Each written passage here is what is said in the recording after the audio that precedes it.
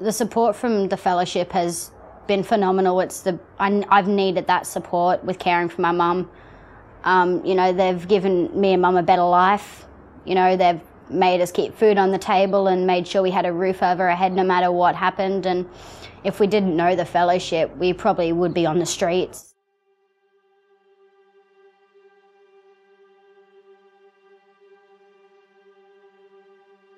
My name is Shannen. I care for my mum who lives with mental illness. This is my experience. When your mum would go and you were taken away to foster homes, and you never even knew until your mum went to hospital for the first time that it was mental illness, this thing that had been causing this all the way along, you thought it was you. Yeah, when first caring for mum, I faced many difficulties: homelessness, financial difficulties, job crisis, hospital visits, because hospitals aren't the nicest place, especially when you turn up on Christmas Day to find out that you can't see your mum because she's very unwell and that she tried to hurt herself not long before. I couldn't act like a normal teenager. Between having no money and no time, I missed out on a lot. You know, I couldn't talk to my friends, I couldn't go out, not just because mum was sick, but the financial issues as well.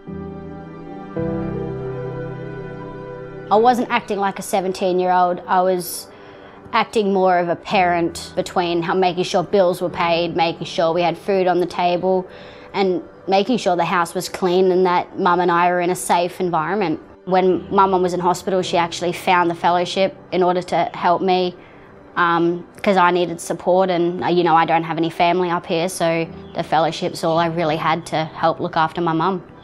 Well, Jacqueline, the counsellor from the fellowship, helped me with mum by giving me the information I needed to understand about my mum and her illness, how to keep her safe, how to keep life going normally, and how to keep myself safe as well.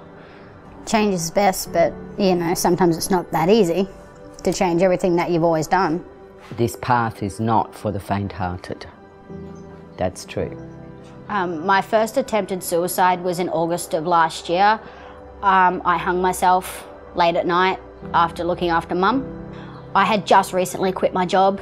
I had a false allegation put in against me at work, so that took its toll as well. I had a bad breakup with my boyfriend at the time, and so things just weren't going too well, and mum wasn't at home, she was working, so I was quite alone, and that's just when I decided I don't want to be here anymore.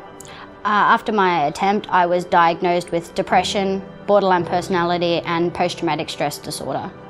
Jacqueline helped me with my mental illnesses by, you know, guiding me, supporting me, and teaching me about them, you know, explaining what they were to me and how I could cope with it, and, you know, just ways to keep myself safe.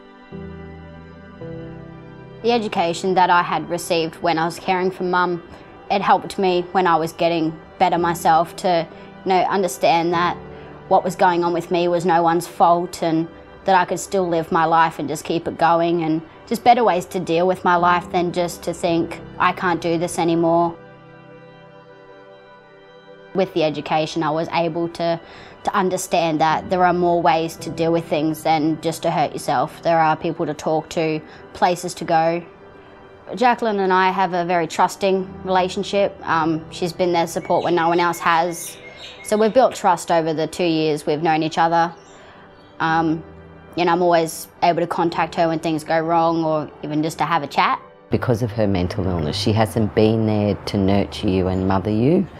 And so as hard as it is, that's what you're going to have to learn to do for yourself. Yeah. And you're doing really well. You're starting to do that now. Starting to say that you have got goals, you can do these things. My life wouldn't be the same without her. She's supported me constantly, and you know, give me a reason to smile, because she's always finding positives in my life that I can look forward to, and to make sure that I stick to my goals. You know, I'm studying at university at the moment, and I'm hoping to become a teacher, and that, you know, that's my goal, is to finish that degree and just keep it going.